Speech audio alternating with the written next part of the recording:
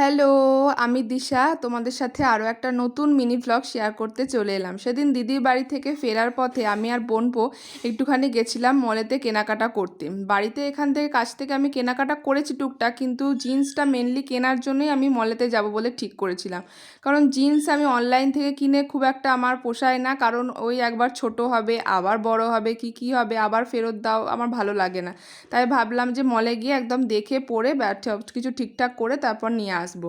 তো সেই জন্য ওখানে গেছিলাম, আর গিয়ে কিছু কুর্তি দেখে আমার পছন্দ হয়ে গেল, বেশ ভালো লাগছিল।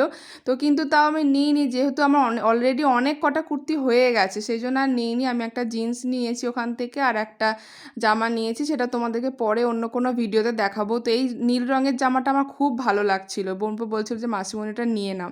তারপরে নতুন বাজার কলকাতার পাশেই আর একটা পাই মার্ট হয়েছে, ওইখানেও আমরা একবার গেলাম, যে কী সব জিনিসপত্র কালেকশান আছে সেসব দেখার জন্য। তারপর আমার বোন ওখান থেকে টি শার্ট দেখছিল, সেমনি শার্টও দেখছিল। আর এখানে ছেলেদের কালেকশানটা বেশি। আমি যেটা দেখলাম বাজার কলকাতার থেকে পাই মার্টে ছেলেদের কালেকশানটা একটু বেশি আছে, মেয়েদের কালেকশানও আছে কিন্তু অতটা বাজার কলকাতার মতো নেই।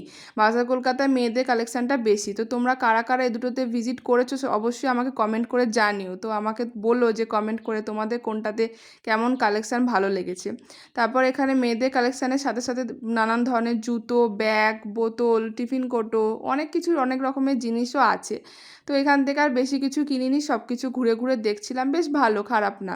তারপর অনেকটা রাত হয়ে গেছিলো বলে, আর না হলে আমাদের একটু জুডিওতে যাওয়ারও ইচ্ছা ছিল, যেহেতু শ্যাওড়াফুলি আর শ্রীরামপুলের মাঝামাঝি জায়গাটায় জুডিওটা পড়ে, কিন্তু অনেকটা রাত হয়ে যাওয়ার কারণে আর যাইনি। তো আজকে ভিডিওটা এইটুকুই। ভিডিওটা কেমন লাগলো তোমাদের অবশ্যই একটা ছোট্ট কমেন্ট করে জানিও, আর ভালো লাগলে আমার ভিডিওতে অবশ্যই একটা লাইক করে দিও।